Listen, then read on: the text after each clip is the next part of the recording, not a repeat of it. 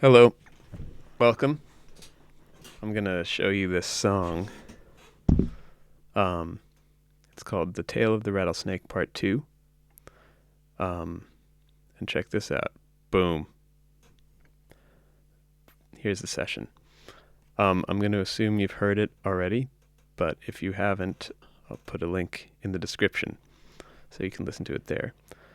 The way this came about was it's basically a remix. The original song exists, and they asked me to remix it, which can mean a lot of different things. So what I ended up doing was writing new chords, writing a new second verse, and a new form. So basically making it like a song that I would have made, which is a remix. Okay. Before we begin, I'd like to show you this voice memo, which is the demo that I made the song out of. The way that this was made was that I had the stems of the song, and I sort of formatted it in a Logic session so that the new form was there. I hadn't written the second verse lyrics yet, so I just copied and pasted the first verse, but I had the form going on, and then I played piano to it with the chords that I'd been working on. I think it's really important before you go to the computer to produce, you have to know the form and all the chords and all the stuff as well as you can. A lot of my early productions were foiled because I didn't quite understand the song yet when I went to start recording it. So if I can impart any wisdom today, it's that. Finish the song in your mind, and then record it after that. So to demonstrate that idea, here's how the song went in my mind, which is just the piano and the vocals and a drum loop. We're going to just listen to the whole thing. Here we go. That's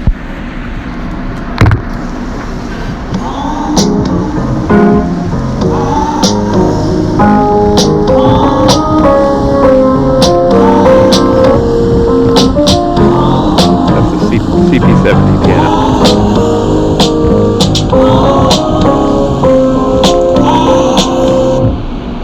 Lost in my thoughts, in a whole nother place, looking down on my walk, with a frown on my face, and before me a rattlesnake, sucked on his trail, frozen us both, he was shaking his tail, I could kill you, he said, but today I feel nice, let me slither away, let this warning suffice, and I stood as a snake, made its way up the hill.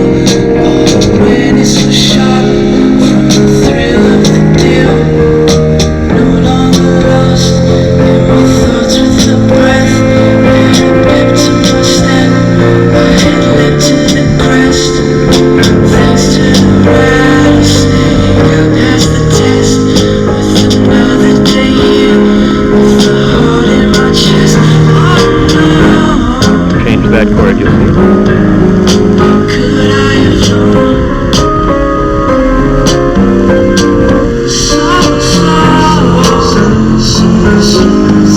so rattlesnake grows? I can hear him in my head to this day.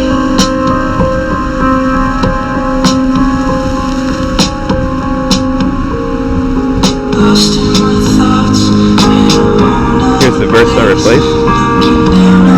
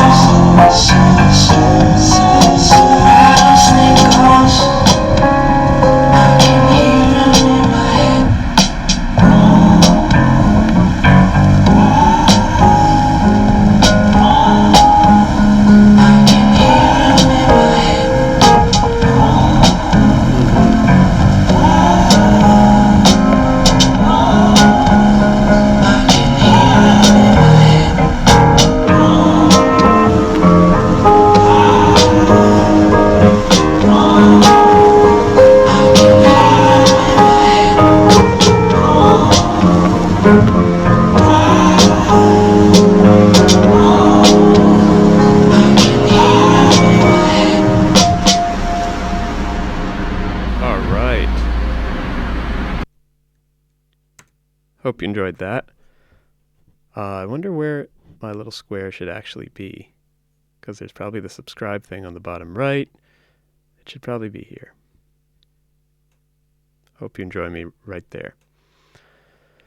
So as you can see, I knew the song really well by that point. There was a couple small changes in chords, mainly like whether it should be 5 minor or 7 sus. For those of you who know what I mean, it's a very similar chord, so not that much to decide in the moment. Okay, so the first thing that happened is I wrote the words to the second verse.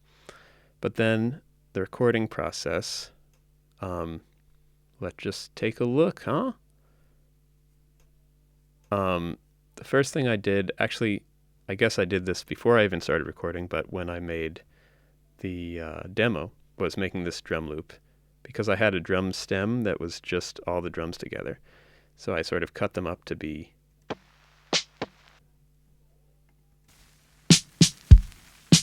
this. So I probably had the click like that.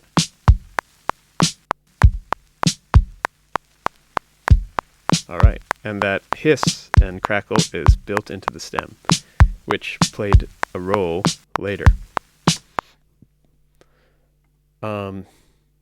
So I think probably the first thing I recorded was the entire CP70 track. CP70 is a piano that has pickups under the strings. Prince used it a lot. So it has a 1/4 inch output. And it's like a mono signal, but it's a real piano. All right, so here's how that sounded. I'll take the plugins off first.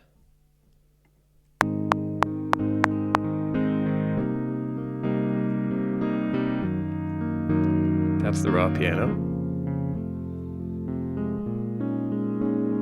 I'll make it a little louder. Well, I'll show you what's on. You can see over here. First thing I did was take out the lows.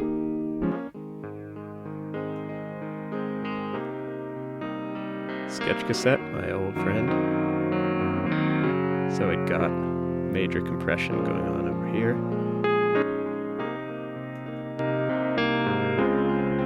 And it got this, which makes it tapey in terms of having vibrato. I think I didn't quite get my face to look normal. One sec, let's just deal with that. I think I'm too wide, I'd like to say. That's more like it. Let's do that.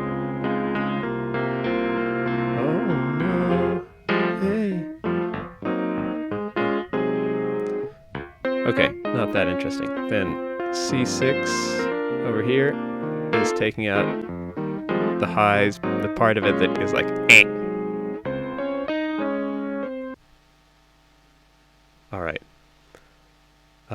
There's this little interlude which happened later. I'll show you in a sec. Okay, you get that. Maybe I'll just show you the end because the outro is funky. Let's see how many takes I did. Oh no, too many. So it looks like I didn't figure it out until the later takes. I like to believe that the first take is the best, but sometimes when you're writing a song, it takes a while to figure out all the little intricacies. Hey.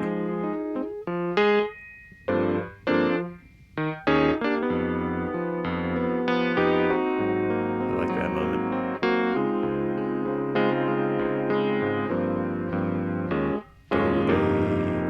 Okay, you can hear the compression at one moment that I want to show you. Right there. So when I stop playing, you hear like all the ringing of the strings, and that's the compression letting go, and the volume of everything coming up really drastically for a second.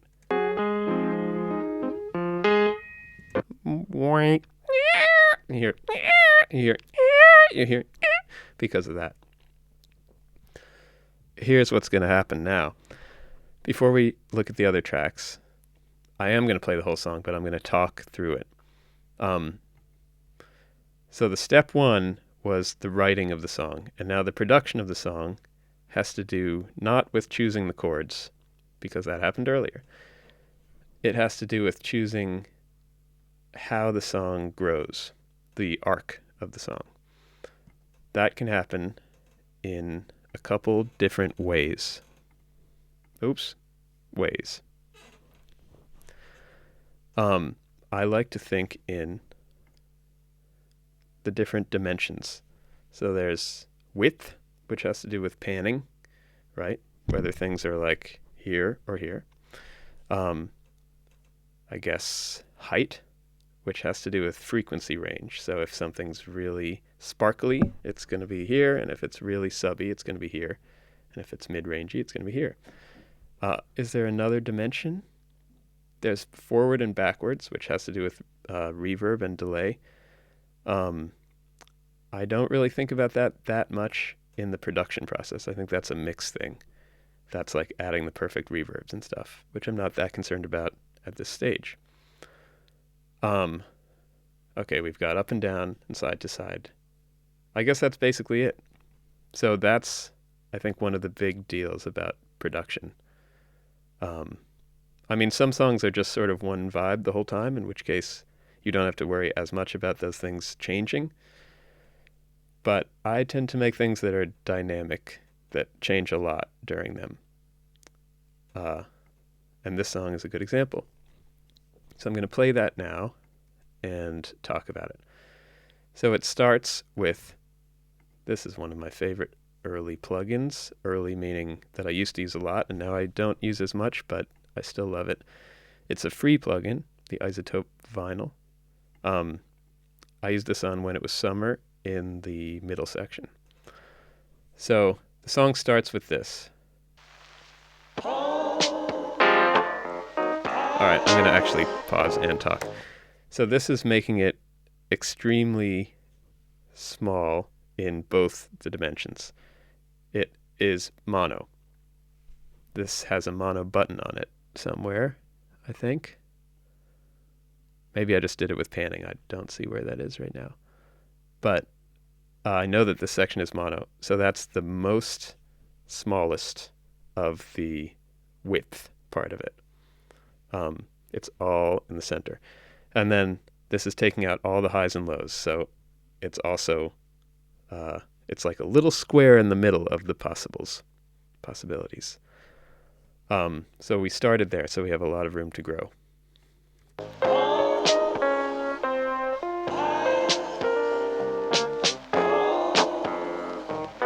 Let's talk about the theory of relativity. We have nothing to compare this to right now if we've just put this song on.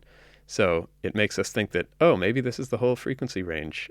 We're not saying this sounds really small because we haven't just heard anything else. So if our ears get used to this and decide that this is just nice, then any growth from there is like, whoa. So that's a cool thing about production, starting small and making the listener think that that might be the full thing. Example. Oh, yeah. So what happened? The vinyl thingy turned off. So it's not mono anymore because the vocal stem, which is this, is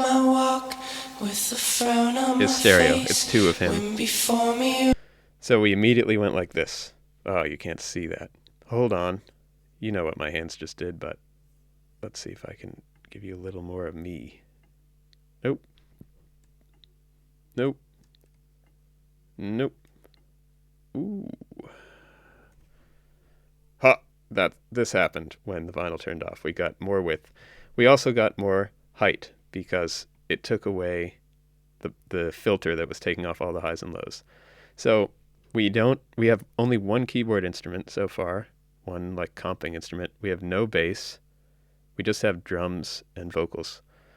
But it just got so much bigger that we were hit with a slam in the face of, wow, this is huge, even though there's nothing going on really. It was just from height and width expansion. Let's listen to that moment one more time.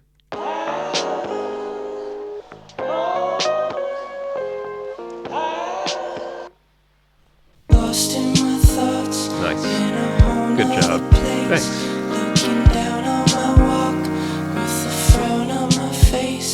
When before me a rattlesnake stopped on his trail, frozen us both.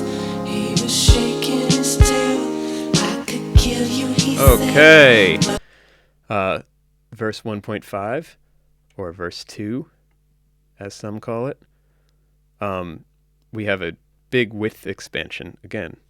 The piano pans from slightly panned to slightly more panned. It goes to the right. And at the same time, we add another comping instrument, which is the whirly. Let's put that up next to it. The whirly sounds like this. Alright, that sounds pretty crazy. I'll turn that up a bit to hear it. Okay, I recorded that really badly. That is a Wurlitzer going into a Ibanez CF7 pedal, which I use a lot. It gives it cool vibrato. I've had something wrong going on in the signal chain, so it's really staticky or something, but it ended up working out. So that's hard pan to the left. So when the CP70 piano pans to the right, the whirly goes to the left. The whirly enters on the left, so the feeling of the width widens greatly in verse 1.5. Let's listen to that moment again. Stopped on his trail, frozen us both. He was shaking his tail. I could kill you, he said. Oops, the whirly's super loud because I just turned it up. Let's listen to that moment again. He was shaking his tail. I could kill you, he said. But today I feel nice. Let me slither away. Thanks. Let this warning suffice. And I stood as the snake made his way up the hill. All awareness was sharp from the thrill of the deal. No longer lost in my thoughts. Okay, so this is our first depth expansion. Oh no, we had one when the vinyl plugin turned off, but we got bass for the first time. It is sub bass, which is a Moog Prodigy. It's like this.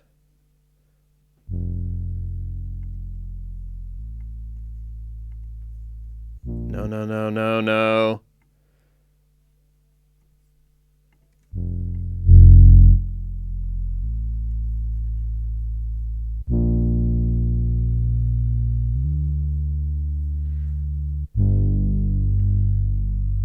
Okay, quick detour in talking. This feels like sub bass. It feels like a sine wave. And a lot of starting out producers, including myself, when you want this feeling, you'll often add an actual sine wave.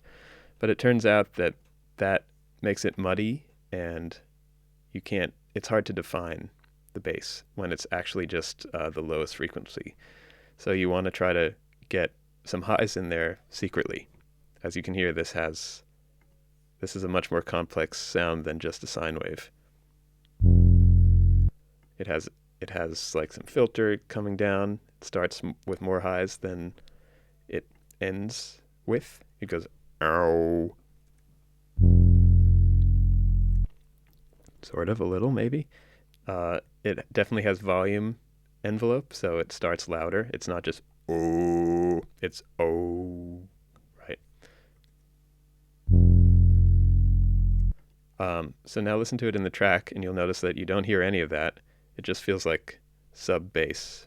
But trust me, if it was just a sine wave, it wouldn't have the same good feeling. Thrill of the deal, no longer lost in my thoughts with the breath, add a pep to my step. Let's try turning it up a lot and just see. No longer lost in my thoughts with the breath, add a pep to my step. It's probably closer to that in the actual mix. Side note, this was then mixed after I did this by Chris Connors, who did an amazing mix. I did give him the Logic session so he could see what I was trying to do, and I think he did turn that sound up a good deal. Great. So in that moment, oh, check out this sound down here. I love this sound. This was just me checking a synth, but it happened to be great. It sounds like this. And I love it in this moment. Made his way up the hill, all awareness was sharp. Ooh, that's nice. Okay. So when the bass enters, we get depth. And then other things enter which give depth in the opposite direction, mainly this guitar, acoustic guitar strummy. Okay, interesting. I did a whole bunch of them at the end, but only one here. This sounds like this. So that's an acoustic guitar through probably an MXL 990 cheap mic into a phaser pedal and back in. And then plugins wise, it has a compressor so that you don't hear as much pick. You're just trying to hear like a smoothed out version of it. Then it has reverb on it that was probably replaced in the mix. I'm not exactly sure. Here it is without the reverb. Interesting. There's reverb. Anyway. Wait. Hold on. Ah, it's double reverbed. This is unsure why. That's what it sounded like.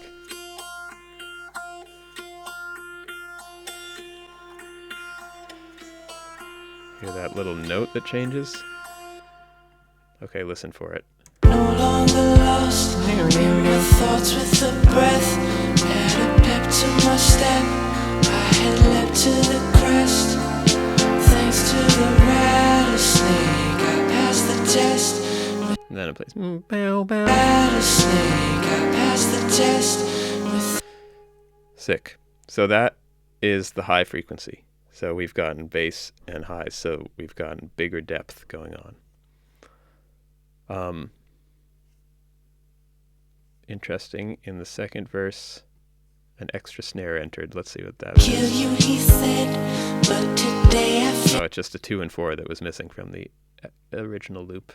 So I just cut out a snare and put it on the 2 and 4. you, he said, but today I feel nice. Wow. Let me slip. How we doing? Following? I've done a masterclass of this exact thing before, and it's went really well. But it's easier when there's people in the room. But I hope you're following. Please ask questions in the comments. Right, we were listening to the song. So that was the expansion of depth, Kill you, he said. which was Made his awareness was thrill of the deal. here. No longer lost in my thoughts with the breath. Add a pep to my step. I head to the crest. Thanks to the rattlesnake. First chorus coming. I passed the test with another day here with the Okay, before we get to the first chorus, stuff drops out. The drums drop out, and that is functioning like a fill. thanks to the rattlesnake. I passed the test. This is like the clincher moment of the song. That's a word I use often to discuss lyrics, but it also has to do with form. Thanks to the rattlesnake, I passed the test. That's like, yes, that moment is important. So in order to zero in on the lyrics, some stuff gets muted, the drums in this case. Thanks to the rattlesnake, I passed the test with another day here with the heart in my chest. Oh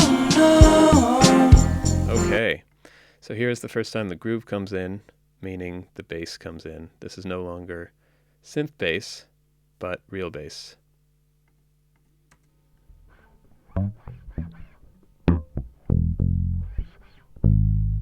This is my Black Squire bass that I love so much.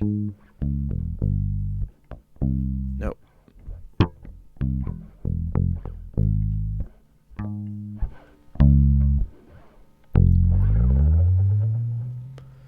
Check out the plugins on it. None. No plugins. Proud of that. It probably ended up having plugins, but it sounds pretty fine without it. Heart in my chest, oh no. Could I have known? So that's just fingers plucked, DI straight in. Not much to say about that. Probably a lot of takes on bass. Ooh, pretty good. 7, 8 takes. Looks like same with the piano. I learned the song as it went, so it's just comping between the last 2 takes. Okay, so this is probably one of the bigger parts of the song. Actually, not the biggest, but we added more stuff here. Another day here with the heart in my chest, oh no. Tambourine. Tambourine is width in both directions because it's high frequency and it's panned. Wait, do I say width to describe both dimensions? Height is the other one, but I've been saying width in both directions, so you know what I mean. That's my nice tambourine that I've had since I was a kid, and that's on a lot of my songs. Transient Shaper. This is a good thing to have. I recommend getting this plugin or something similar. It's good for percussion and drums to take away the room sound. If you want things to be more rhythmic, you need their tails to be smaller. So instead of like sha, something's like sha. Let's see if we can actually hear it at all in this. Yeah, you can hear that a little. You hear more chick, chick instead of shh, shh, shh.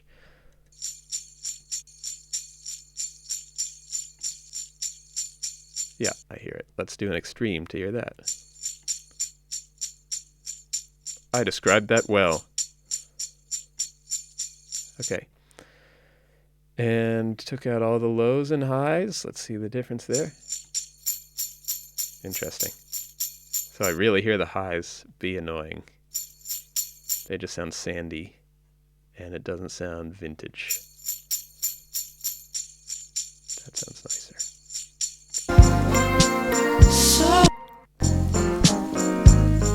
I like this kind of tambourine sound. It's very direct and close to your ear. You just have to play it well. I find I'm pretty naturally, I guess, good at doing this kind of tambourine, which is like very sort of sloppy fun. And I have a lot of trouble playing straight 8th notes or straight 16th notes of any kind. But I'm learning that I should focus on what I can do. So I should make songs like this. Okay, what else happens here? Something I like a lot. Oh, just to finish with the drums. We've got this big 2 and 4 tambourine. Nice sound. I do that a lot on the 4s. Oops, sorry to mute it. That is probably the same tambourine through an extremely long reverb, mostly wet.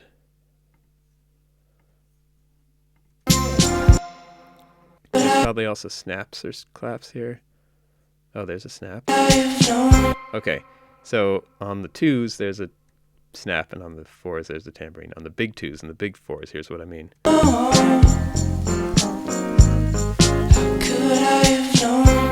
It's not 2s and 4s, it's like every other 4 or something like that. 2, 3,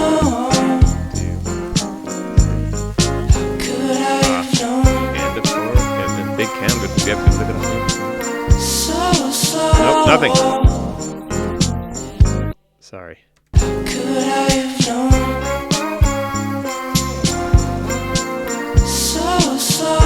Okay, I figured it out. It's good production. It's not going over the vocals. It's in the response to the vocals. It's not that either. Whatever. I experimented a lot probably, and I settled on this, and it's great. I'm great.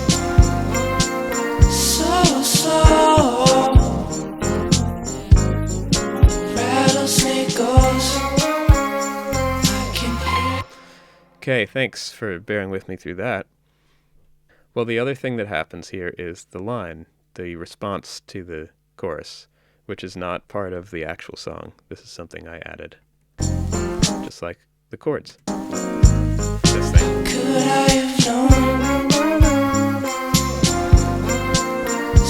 So the main sound we hear is the la-las, which are vari-sped, which is a thing Logic can do, which is imitating a tape machine where you turn the speed of everything either down or up, then you record, and then you turn the speed back to normal, and it shifts whatever you recorded. So in this case, I recorded it lower, probably had to sing like la la la la la la la la, and then turn the speed up. So it was like la la la la.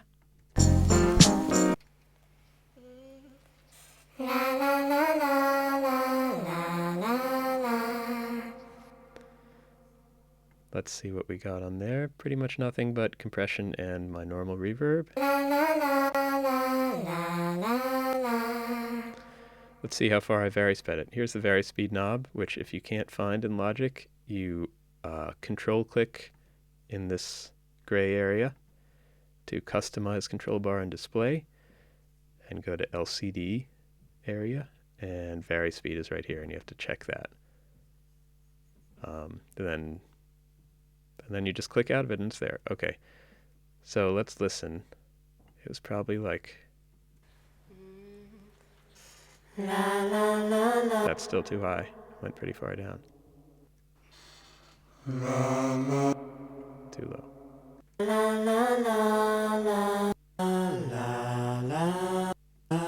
They're different.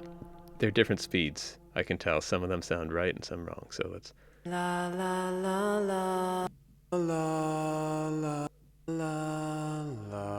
That's about how I actually sound.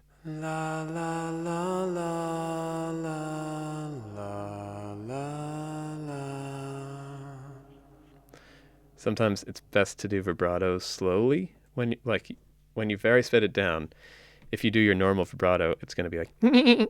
It's going to be like... There we go. When you speed it up. So if you go like... La la la la la la la la.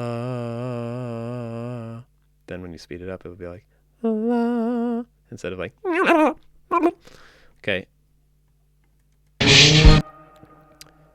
Okay, I just did a problem where I soloed everything and then probably unmuted some things. So let's go through. I did a problem. Okay, let's check this other one. La, la, la, la. That sounds like it was even farther down. La, la, la, la, la. Hard to know. Next one.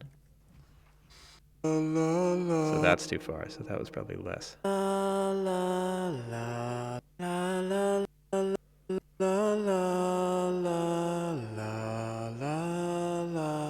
Yeah, something like that. So I mixed a few of them to make a choir of little me's. The song sounded like this at the time.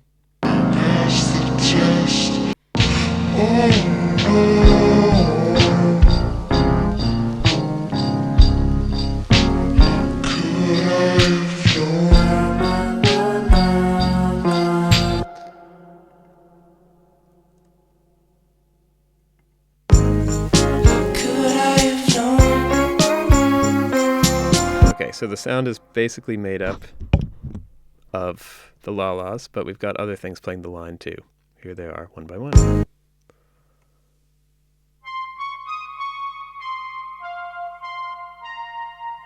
That's the Juno 106, actually HS60, but it's the same thing, going through the normal reverb that I guess I used on every track in this. This is a Valhalla plug, I guess. Okay, we got clav through I think a chorus pedal. Nope. Okay, this was a dry clav, also going through a spring reverb, which is panned, and then they were summed in a mixer, because my setup, this was made around when I was doing Twitch, and I had a setup that everything went into a mixer, so I could like get an effect and a dry and pan them, because I only had 2 inputs at the time. So this was how I would do stereo sounds. They were like committing to them. You can hear the spring on the left. So that's part of the pluck of the sound. Lots of times when there's these like bell line type things, you need something that's the attack, the transient of the sound, as well as the body. So the body is the la-las, and the pluck is this clav, also this glock. This is something I really learned when doing Isabel. My song Isabel has these counter lines that are sort of similar. Isabel, boom, boom, boom. And for the longest time, something was wrong about them, and it was that there was no transient. They were just like, ha, ha, ha. And you couldn't feel like the rhythm of them. And finally I added like a MIDI, basically a click to the beginning of the sound. I think it was like a fake glockenspiel sound, but it was a really bad sample, so it just like, and the whole thing came to life. So that's when I realized about these different pieces of the sound. Okay, I think that's everything that makes the sound, so here it is all together.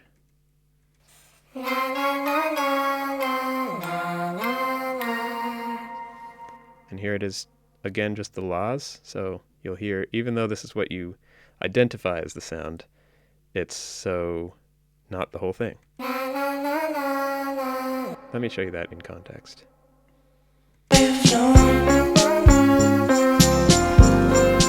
Okay, that makes me realize a big part of this also is that the piano's playing it.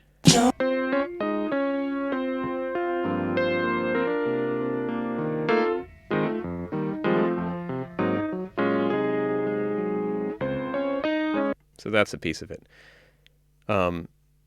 Anyway, without the transient parts of the sound,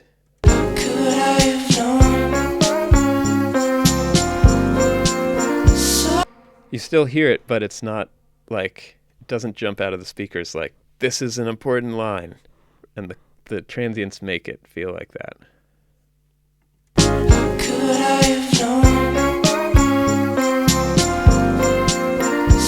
Those like bell pieces just bring your attention to it. Okay, how we feeling?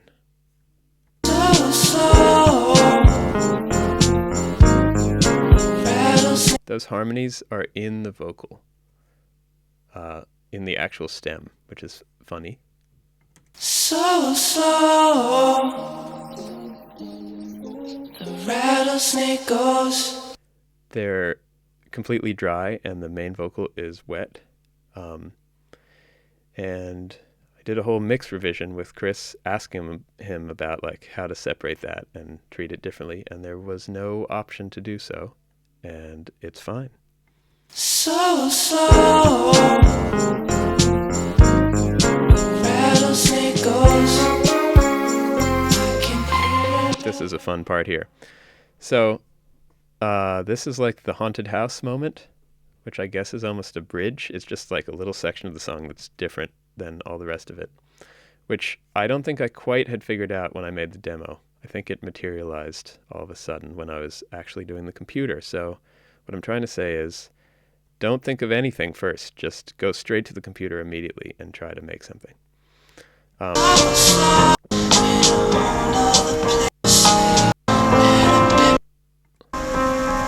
So here's what it sounded like in my head before I started the production.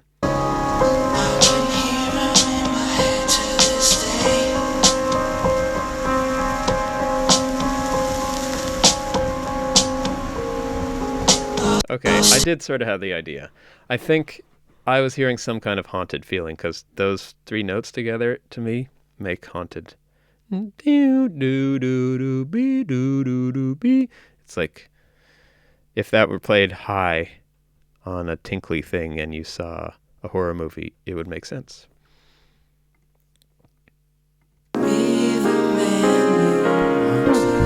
Hold up. Hold the phone. Hold the fort. That rising piano thing is not actually in the song. That's muted, so something's playing that's not supposed to be. What's going on? This top piano.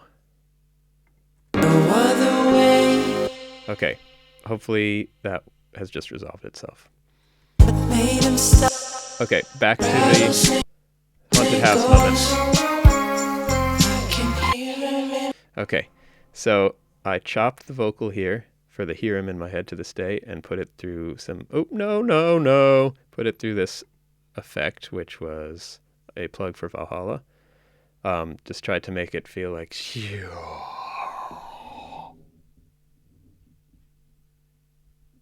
let's listen to that. Oh, there's something else playing that's not supposed to be playing. It was from when I soloed everything. It's some extra. It's this. There we go. Okay.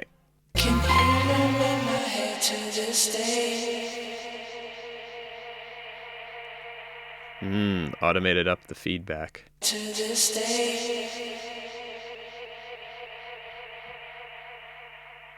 This is rhythmic delay, which I don't often do because I think it's cool to just get it as close timed as you can.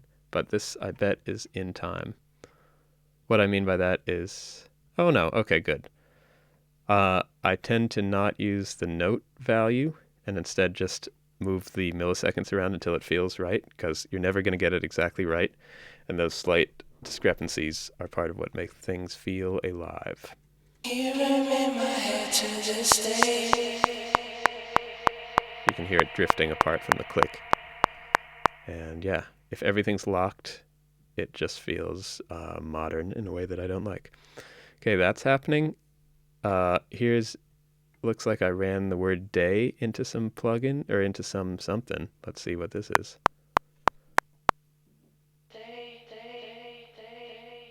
Cool.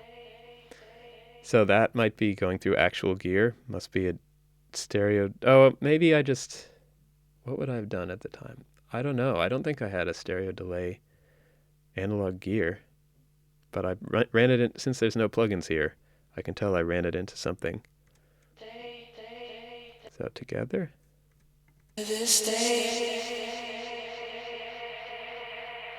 Whatever. Just supposed to be crazy. Okay.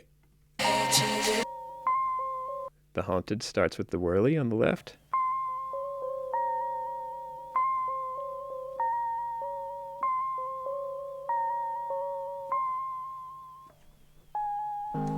So those notes were actually straight from the demo. Okay. And then... Ooh, vocoder happened. For some reason I needed to change the comp there. So that's functioning as the bass in this moment, which is not super low, but it's the lowest note going on.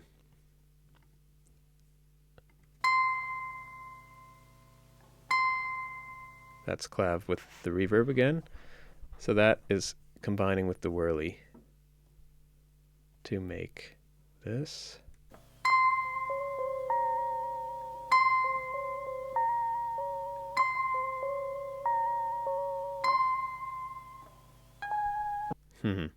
I like it.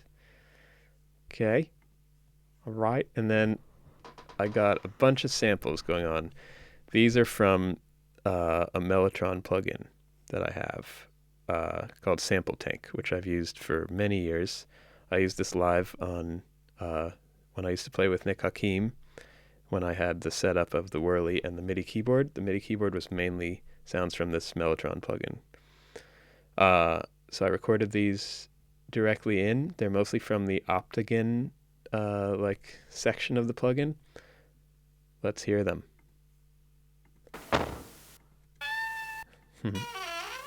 So I decided to just go full haunted house by actually getting haunted house sounds.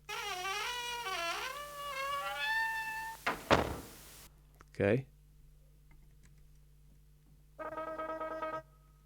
I don't know what that is, but basically when I'm doing something like this, I'm just going through the patches and playing anything that seems cool, and then I mute the ones that are annoying after the fact, and I try not to judge too hard when doing it.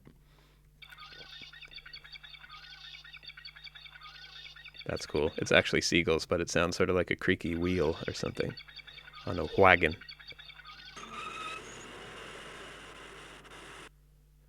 Cello, this is actual Mellotron from the plugin. That's pretty loud. You hear that well. So that's combining with the vocoder.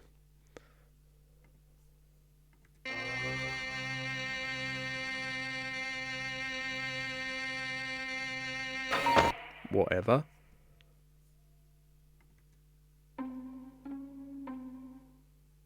That's cool. So that's doing... I'm going to burp.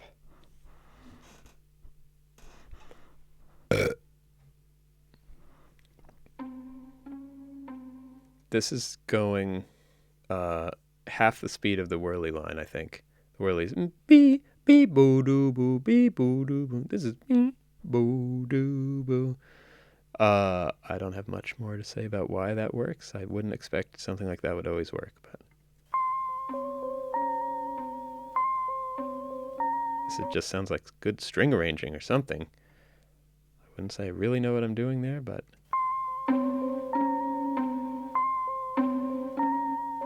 okay.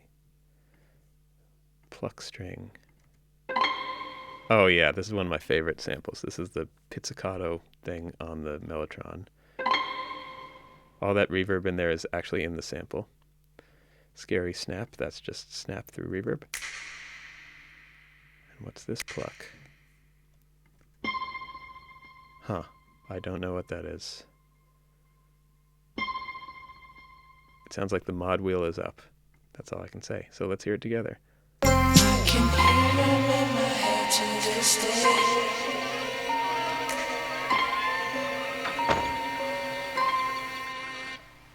But what made him stop? And then we're just out of that world. Let's hear all those together one time.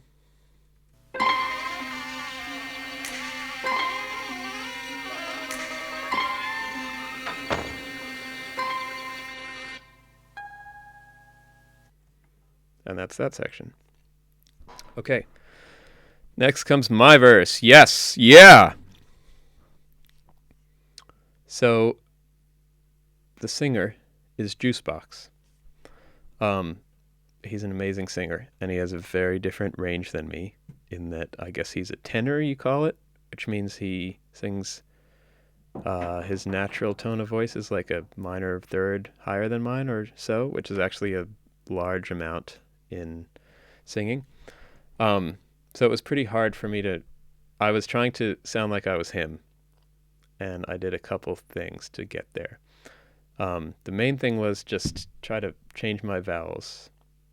I just experimented with messing around with my voice to imitate him. Leapt to the crest, thanks to the rattlesnake. That is too high for me to just sing a lot in, because I would like to sing around here. So Thanks to the rat. Thanks to the I sort of did this. And it helped. no. And it helped. Thanks to the rattlesnake, I passed. I just got there by doing that, basically. So let's listen to that, huh? What made him stop? Just what did? I'll take off all these plugs. Did he see? Any other snake would have digested me. Would have digested. So I wouldn't normally do that. But I learned a lot about how singing works by doing this. First of all, just imitate stuff and you get better. But would have died. I feel like I'm shifting the formant or something. Like, Would have. I would normally sing, Would have digested me. Would have. but instead, Oh yeah. Would have digested me. Was he teaching a lesson, or was he not hungry? I believe instead of, I believe the former. probably like great singers understand this and can say it in better language, but that's how I got there. It took a while. I definitely struggled with this. And I probably tried vari-speeding it at first because that's the simple way to get there, but it just sounded like not real enough because I actually really care about the lyrics, and I wanted this to feel not like a cop-out. So it really helps to do a double. Luckily, his had a double on there, so I was able to do a double. So here's the two of them together. What made him stop? Stop. Just what did he see? Any other snake would have digested me. Was he teaching a lesson, or was he not hungry? I believe the former. Okay, and the other big deal was trying to copy the reverb. This probably changed a bit in the mix, but there's some very specific reverb going on in the actual stem. This is produced by 10.4 Raj. Or is it 10.4 Raj? I've always said 10.4, but I think it's 10.4 Raj. Anyway, one of the great producers alive. He's really awesome. The drums he played, he plays keyboard drums and like all the Figmore stuff, and I think most of the stuff he produces is keyboard drums, and it feels so real and great. And I love him. Made him stop.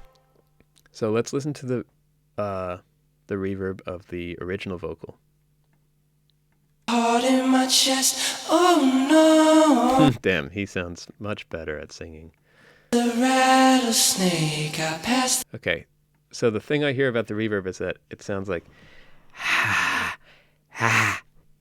The rattle. it's really high. There's a lot of like high mids. It's not super high. It's not like it's like which is like probably 3K area. Rattlesnake, I passed the test with another day here. This is baked in also, which makes it harder. Oh, It's good when the actual vocals stop. You can get a snapshot of what the reverb sounds like. no. How could I have known? Okay, so a lot of that has to do with just his amazing tone. But let's see what I did. So the vocals are going into these. First, I always take out this because my vocals have a lot of low. Probably when I'm singing like this, it doesn't have as much. But anyway, and then I don't know what that's about. That's Okay, yeah, that's area, and this is ha. We needed more probably this area or something. Let's hear it with and without, of course. Made him stop.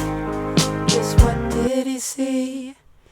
Any other snake would have digested me. Was he teaching a lesson, or was he not hungry? I believe the former. He'd examine my heart. He'd peer. Okay, I'm sure those vocals got EQ'd much better than that, but that was a start. Basically just trying to match the Juicebox vocal. Just what did he see? Any other snake would have died. Some slap delay. I guess you call that slap. I think. Does he not have that though? So slow. I don't really hear it there. That's interesting. For some reason I did that. Compress it afterwards. Made him stop. Doesn't matter. Okay, this probably matters. 15K up. I can't read it. 9 dB. So this is the highs. This is the added a whole ton of this, which is generally really good on my vocals because they sound better when you do it. Stop. Oh yeah, you can hear the huge difference there. So Just what did he see? Any other snake would have digested me. Was he teaching a lesson, or was he not? great. De-essed it after that Just what did he see? because that high boost adds a lot of S's. Okay, now to the reverb, which was actually what I meant to be showing you this whole time. We got all these going on the reverb. Let's look at them. Okay, so it's this reverb. First I'm going to take away this EQ. This reverb, which sounds like this. Any other snake would have digested me. So it already sounds pretty close, I think, based on singing it like him and getting the vocals close. Was he teaching a lesson? but I had a long way to go. So this giant EQ went before.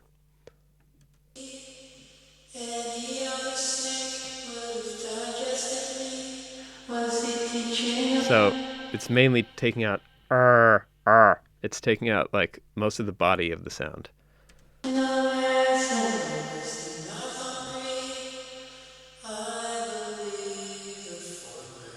I remember spending a long time on that EQ, just going back and forth and trying to match them.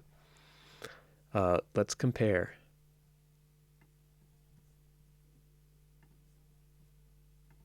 Oh no. Let's do the verse.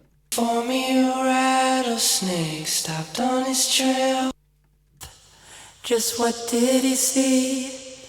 Any other snake Mine has more highs. You can hear it when the S's come. There's too much.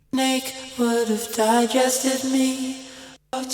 In a whole nother place, looking down on us, and or was he not hungry? And mine has a little too much still. But basically, that's pretty cool. I got it close enough that when it was mixed right, it could get closer. And the attempt was obvious what was going on. Okay, let's listen from there. But what made him stop? Oh, another thing entered. Mellotron flute. I just wanted another like source of interest and warmth. Here's the plugin that I was talking about earlier.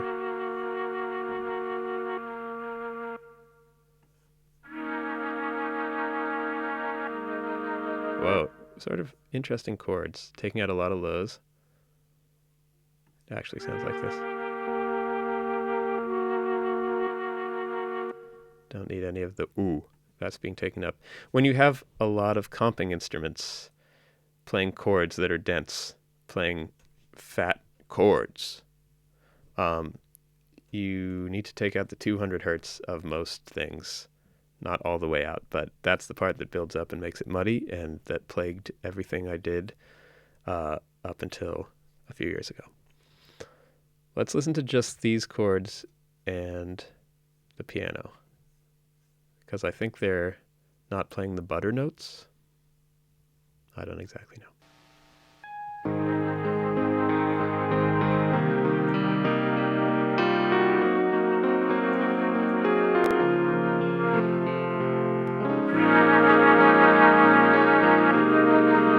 They are definitely playing the butter notes.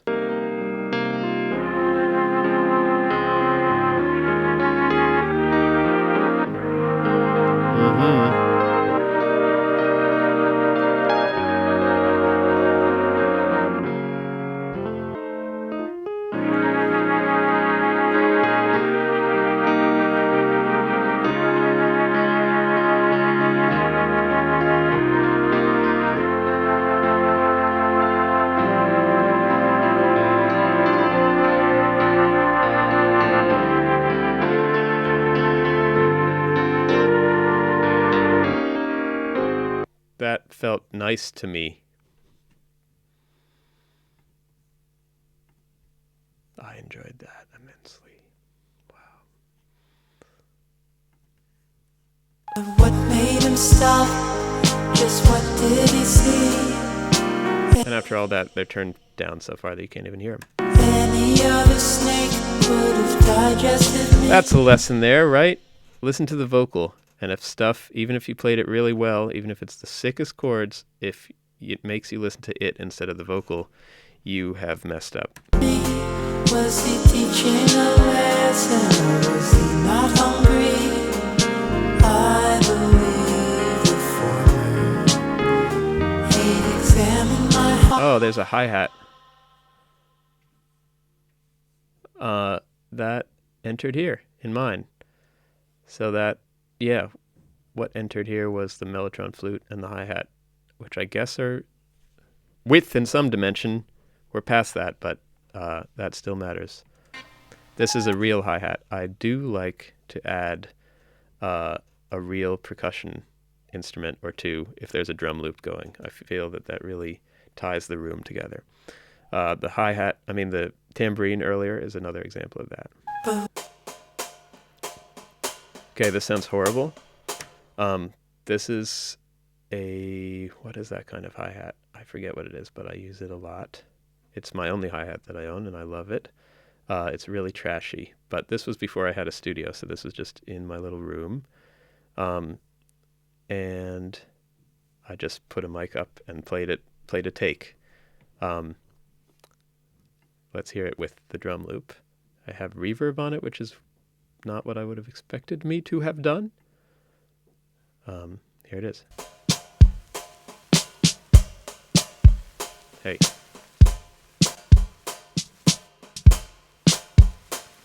Okay.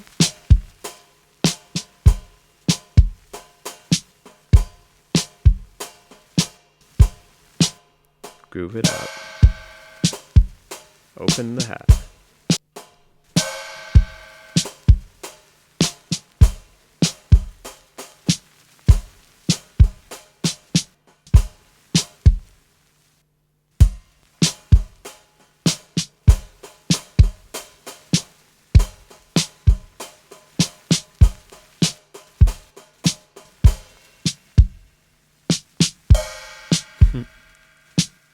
Those are crashes on the hi-hat.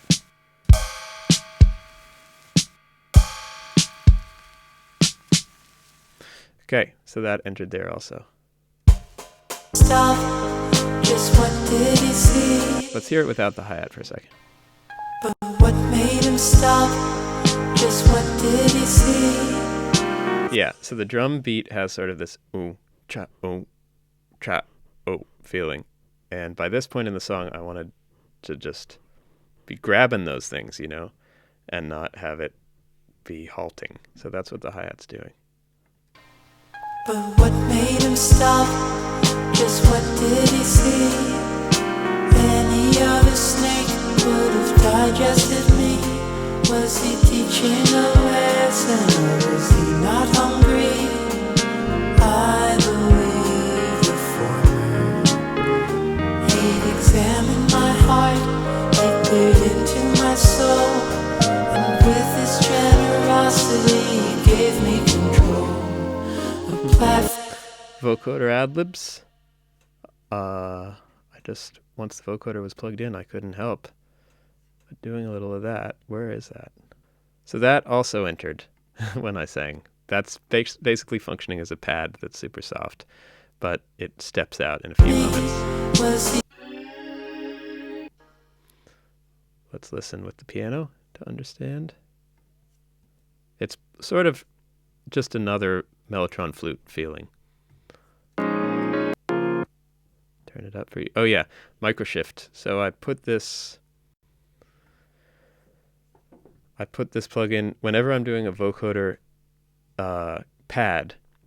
I use microshift to spread it to make it wide because the vocoder is super mono sound, and if you do a thick chord, it's just muddy. It just but you want it. I could just show you the difference.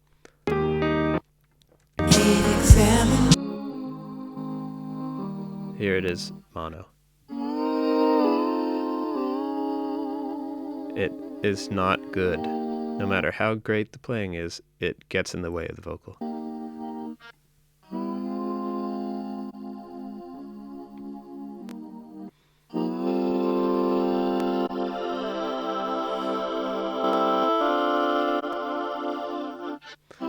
Okay, let's listen to that.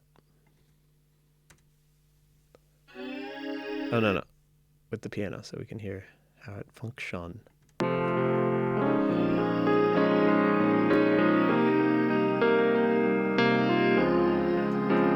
So obviously here, I put it in this one section, and then I was like, ooh, this is hot. Let me just do a take. And then that take was good.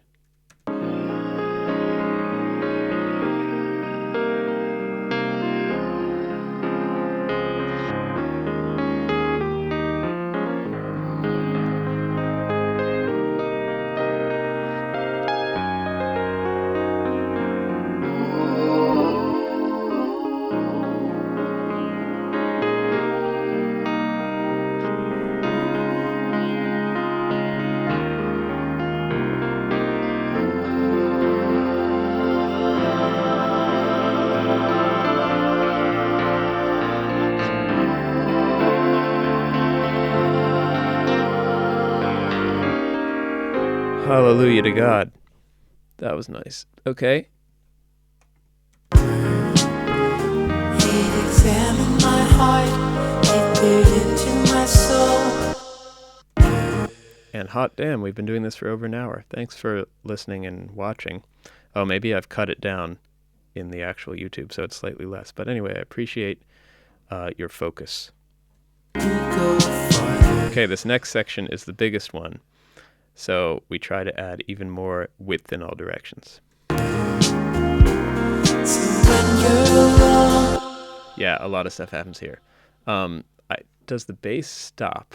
What does the bass do?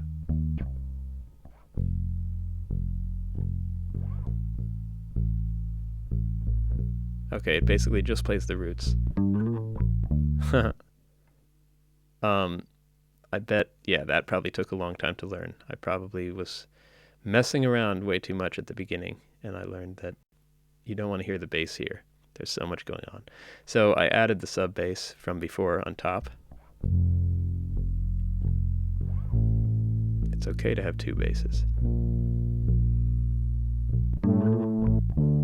But you have to make them play the same note generally. So I got the take on bass and then overdubbed the synth bass to be the same notes.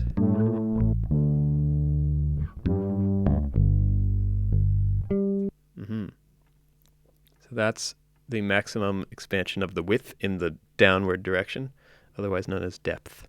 Not this kind of depth, otherwise known as height. Okay? Oh, we added more bass. That's the pluck of the same bass. So let's put that together with our other basses.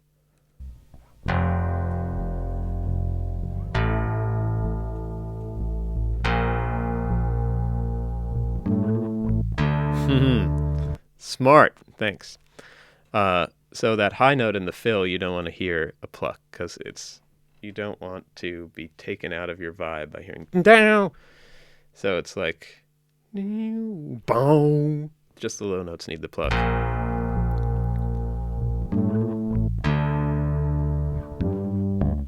Again. Nice job. Okay.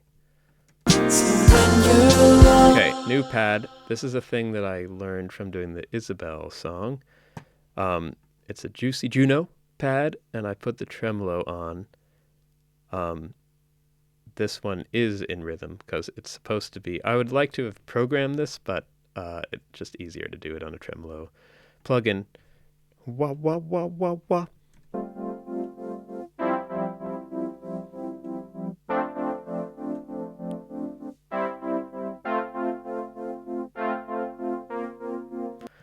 That adds a lot to the groove if that's just going on behind it. Listen. I'll put it loud.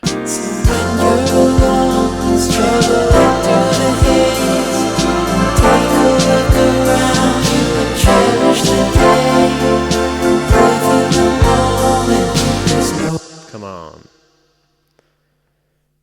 Nice. Okay. So then we have strings and horns going on.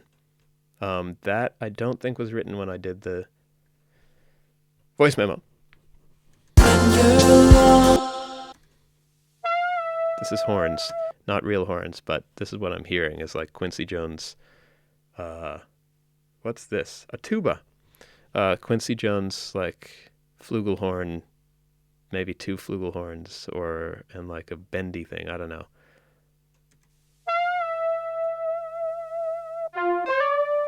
So I did that with two different, so Juno and a Moog.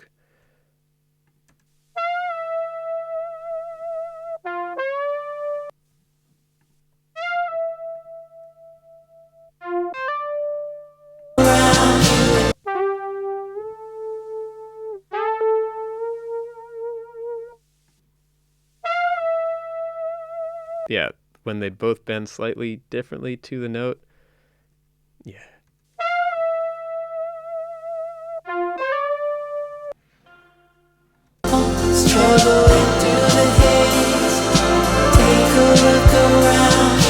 Okay, string part, also not real. A couple different mellotron strings.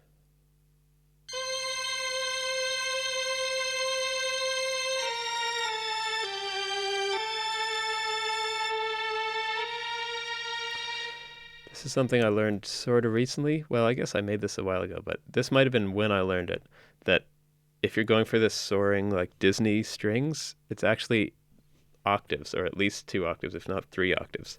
The super high strings are a big part of it. This.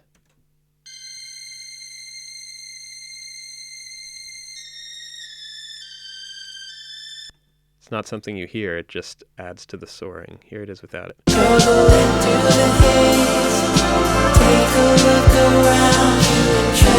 Hard to even hear the strings, so the highs, I guess, make it just audible.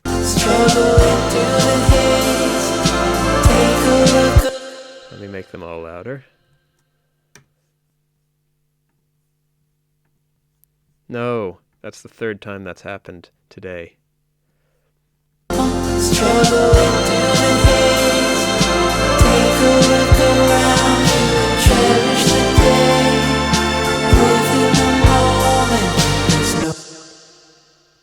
Yeah. Oh, interesting. They play the same melody as the horns at the end.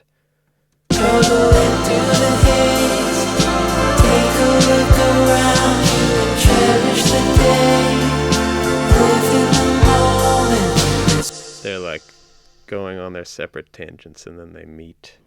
That's cute. Guitar strings. This was in the same, remember early on these were added for width in all directions.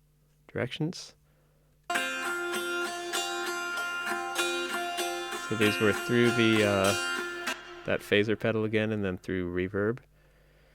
This is sort of achieving the same thing as the pad that goes it's just giving rhythm and it's on the one note there.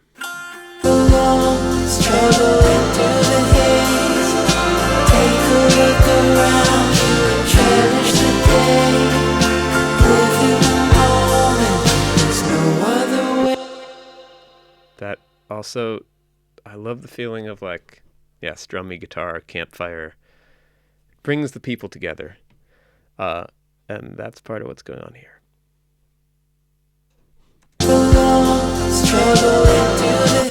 Yeah, sometimes it works better to not be doing a full chord because the full chord is being taken up by the strings and the horns and all the comping things. We just want the feeling of the pick on the strings. So that's coming from the one note. I guess there's 2 notes. Okay, so one of the tracks has 2 notes going on, but they're the 5 and the 1, which is the least intrusive. Okay, coming back to this next moment, the second time in the form that this happens, where the clincher thing that I was talking about earlier, and all this stuff is going to be muted so that we focus on the lyrics. Wait. Before we get there, check out these. There's ride cymbal here. Real ride cymbal. This is in the actual stem. They sent me this. This is one of the stems. And I loved it so much. I love the sound of how few frequencies are going on. It's like so high passed. Let's look at it here. I didn't end up using this, so I can delete that. It totally is going to stay out of the way of all the harmony because it's just 4K and above. And I love that. It's just like air. Let me mute it and see what it's like. Wow! It sucks. It's horrible. The ride cymbal totally makes this section. And you don't even hear it. You just hear the haze, the air.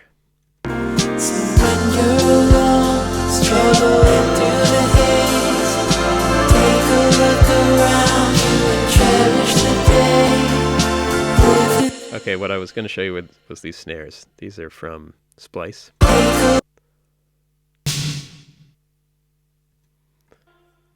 On the big 2s and 4s.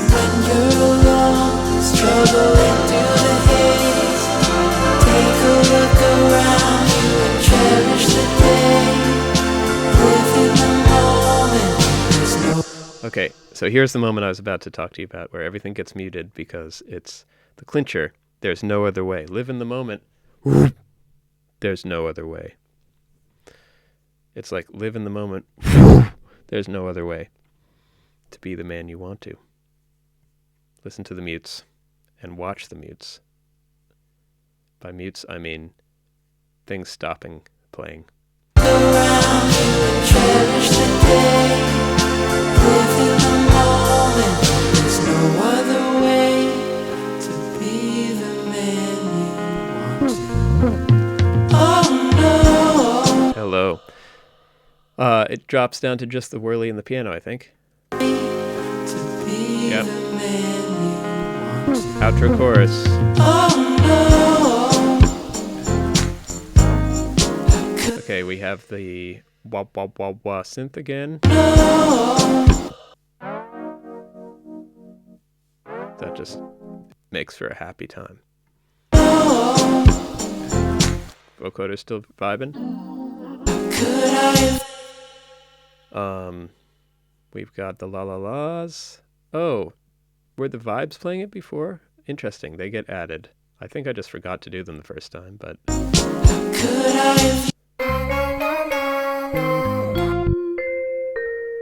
yeah, those just weren't there the first time, but I don't have a reason.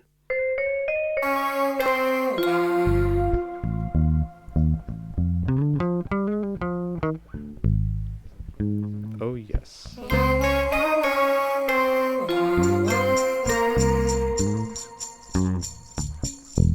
Oh, I was feeling myself on the bass.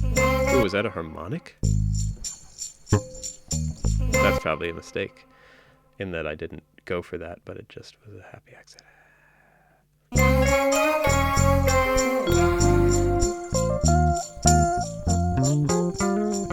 Okay, everyone's jamming now.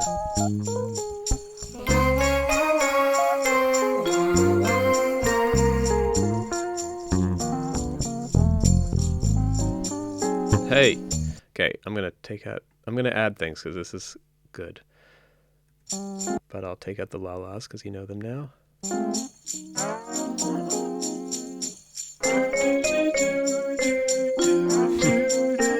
bet that got muted.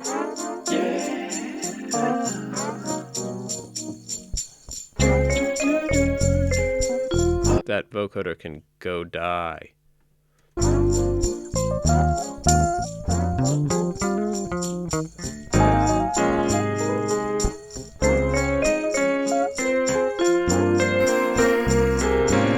That's what we like.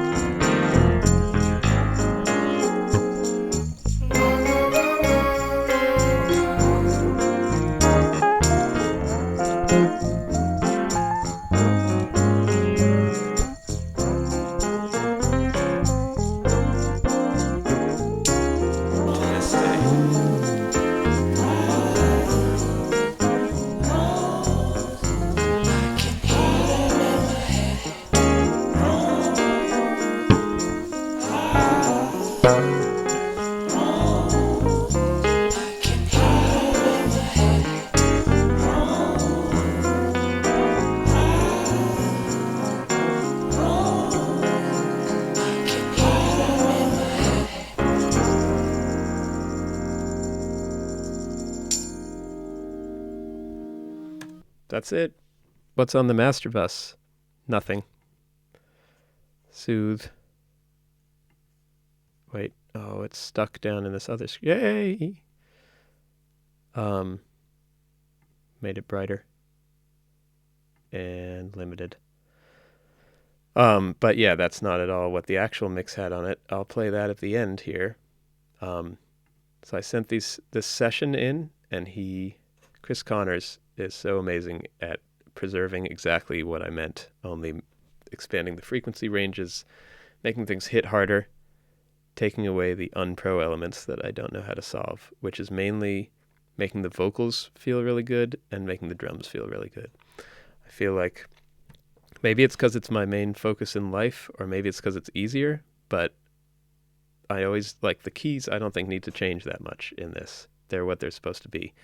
But the drums, it's probably because it's my main focus in life. The drums, on the other hand, are not, so they never, it's just really hard. It takes a great mixer to make the drums feel right through all systems. And vocals have to be clear and punchy. When I sent this rough mix, my rough mix, to Figmore, the band that it is a remix of, they loved it and they wanted to just release it without it being mixed. And then over the months, they're like, maybe it needs to be mixed. Because I think initially they were in love with the musicality of it, and they got past the fact that, like, the real issue is, I mean, there's a bunch, but in the big section,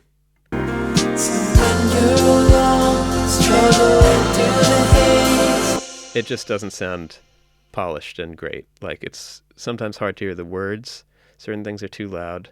It's just really hard to make something that's supposed to be maximalist and huge feel right in a mix, and that is a wall that I don't know how to get over.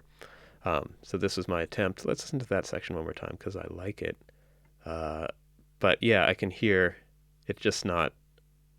I wonder... Here we go. Let's find that section. Oh, it's just so much better. It's crazy. Remember earlier I was talking about the theory of relativity.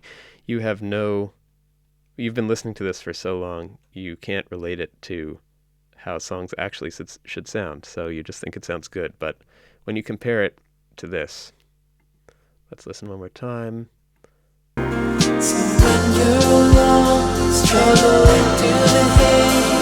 Here we go. When you're alone, struggling through the haze, take a look around you and cherish the day. Live in the moment, there's no other way to be the man you want to. Oh no, how could I take a look around you and cherish the day? What I really hear is that mine went too far. It's too high, too much highs. It has too much, and the other one is just pleasant. It's just like you hear everything you need to hear, and it's not forcing the issue of too much width in all directions. Okay. So there we go. There you have it. Hope you enjoyed.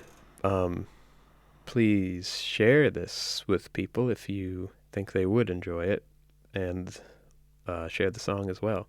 Check out Figmore, and let me know if you want to talk about this. I have a Patreon where I will talk about it more. I also have a YouTube, which you're watching right now. Thanks so much, and see you soon.